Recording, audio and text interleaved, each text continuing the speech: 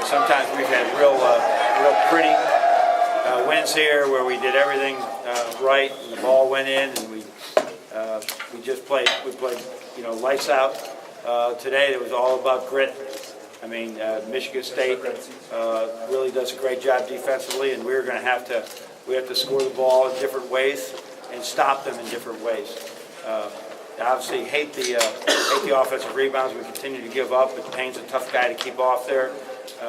He just gets in spots that the space to box him out is so small you can't get it done. But the big difference is the 18 turnovers they had compared to our 7. So whatever offensive rebounds they got, the possessions just change in our favor. It didn't change in our favor, but maybe equalized it to get the win. So really, you can tell by our team we're really excited about it. We know you just had to get a win, especially after our Wednesday night disappointment. And now hopefully this will help us in our next game against a Purdue team that just beat Wisconsin at Wisconsin. So questions? Chris, we'll start with you. You talk about the effort defensively and Karas's role in that when he came in. I mean, that was, unfortunately, Nick, it looks like it was an accidental elbow. I haven't seen it, but that's what the refs said, and so he was definitely out. And so it put Karas in that situation. Play all those minutes. He finished in the first half, and the first half was huge for us. And he's one of our better defenders. We know that, and so he played a huge role today. Huge role. As Gary Harris would say, hey, being attached to him, whether it was him or Trey, it's a tough task. He did a great job. And the overall defensive effort? Yeah, it was great. It was all about grit. I mean, we've been working it, we've been preaching it, and our guys while they buy into it, they never just go out, but all the things that you have to do when you're tired, when the schemes change, they have to really understand it and understand it better. We changed our ball screen package a little bit from our last game, and that was very helpful. Rod? John, talk about the last sequence with Trey and those last 2 steals in the last minute there. Yeah, I mean, he was incredible. When we thought, all right, here we go again, the ball's going, it's going to either go into overtime would be the good news at that point, right? Or we're going to have probably 7 or 8 seconds left, or we have to get a rebound and go into overtime, or they're going to win the game. And all of a sudden, I take my eyes off them for a second to see their formation, and there's Trey going down the other end. So he's very good at that. That was huge, and then his defense and the last play was excellent. On your left, John. So do you remember the last time your team won a ball game without making a three-point? I do remember it. I think I remember it, but it was a long time ago. About 20 years ago, Canisius lost to St. Bonaventure over 22. And it was because we had beaten them at their place.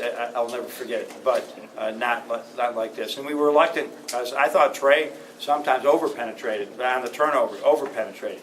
Just get in there, shoot it, or get in there and find somebody. But for the most part, we really they guarded us very well. We didn't get many open ones now. On your right, Mark. John, you don't want to talk about it before the game, but looking back, the psyche value of this, I mean, it must be significant. You can see when there's turning points in the season, right? Yeah, I mean, we, as I said to you guys the other day, it's hard to, when you're in a position where you're playing so well, I mean, 20-1, and then the schedule changes, and you got to keep going through. The perception is not what really is reality, but for our kids' perception, it's really important that we get some little boost here.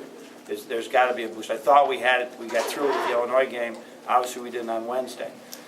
So today, just to give us another boost in our step before we have these last 2 games is huge for a team psyche. In the back middle, Greg. When you played Michigan State back in East Lansing, you were lamenting the fact that some of your guys only have 1 foul, so maybe they're not playing defense as aggressively as they could be.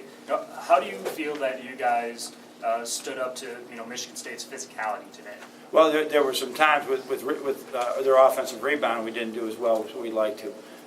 There was a box out on a foul shot we didn't do as well. But it's a process. You don't turn somebody into that overnight. But we're going through it, and our kids are understanding it. I really rely on a lot of our kids' IQ that they're going to understand this.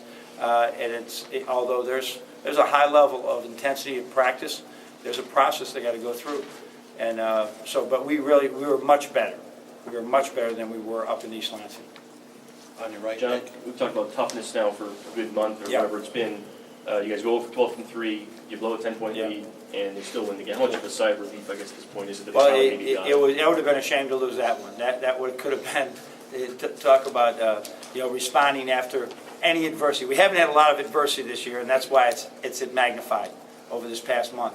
So having adversity today would have been huge if we would have let that league shrink. And we had great opportunities, and then the foul shot rebounding was just awful. And so something we actually work on, but they outworked us. So it's huge for us. I would not like to have gone to practice. Practice would be, let's put it this way, practice is going to be a whole lot different. The attitude in practice, a whole lot different with the win. Any way we could get it. Anyway.